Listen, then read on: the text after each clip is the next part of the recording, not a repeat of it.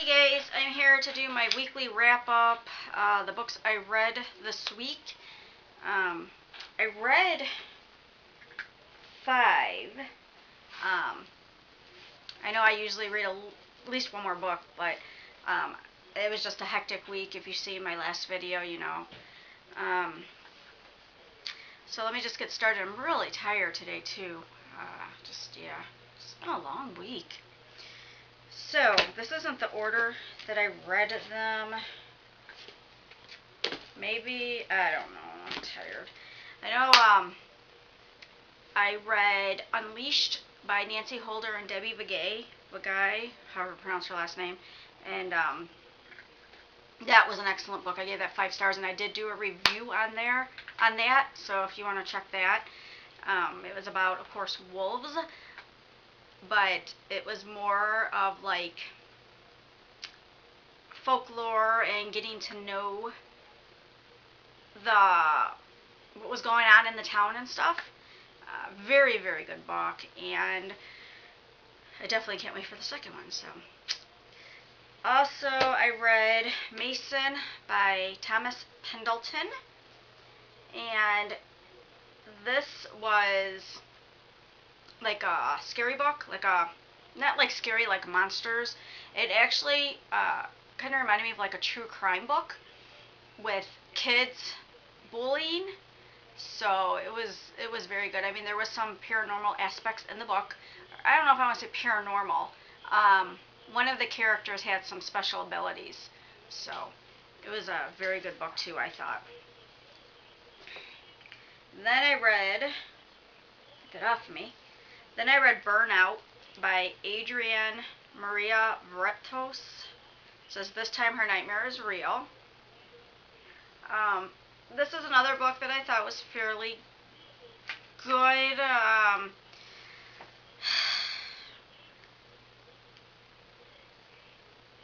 It was a good book. I was trying to think what it's about. Like I said, it's just been a long week. My mind's just like not there, man.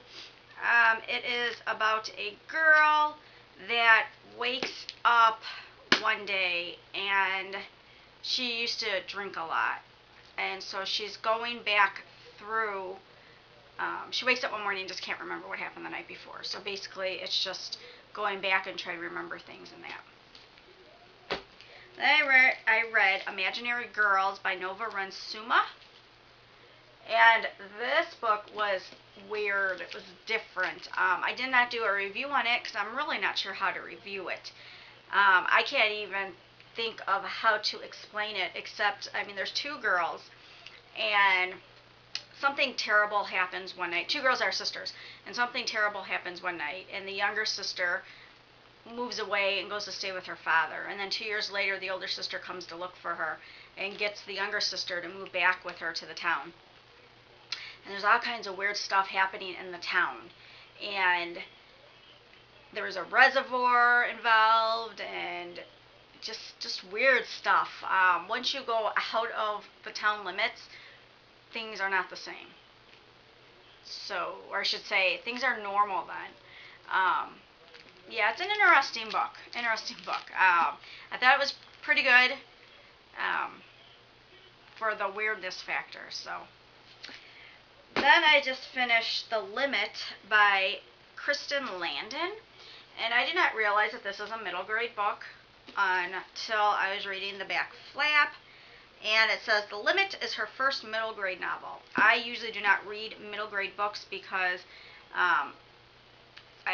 they're usually under what I like to read.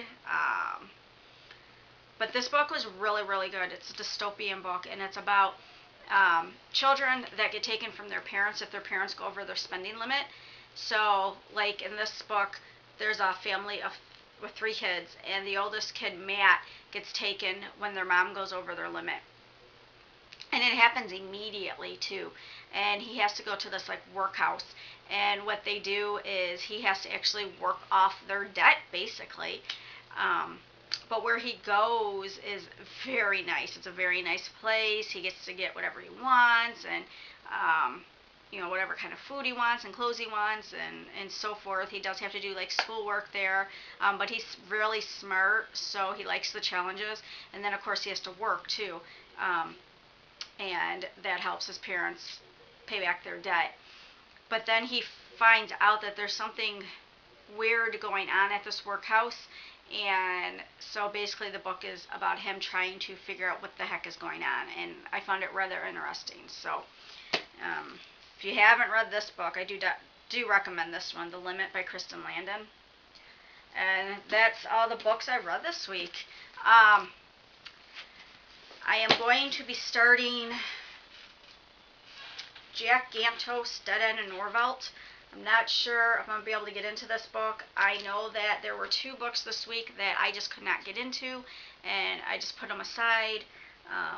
Truthfully, I can't even remember what they were now. I read about 50 pages in one, and I read about 75 maybe in the other, and it just wasn't doing it for me. So, I figured, why waste my time when I got all these other books I have to read. I do have to say that this girl Carissa, and I will put her channel name in the bottom because I cannot remember it offhand. It's KPRIE, and then there's, I think, 2 numbers. But she used to do book videos a lot, and then she's been gone for a while, and now she's starting her videos up again. So I just wanted to let everybody out there know to check her out.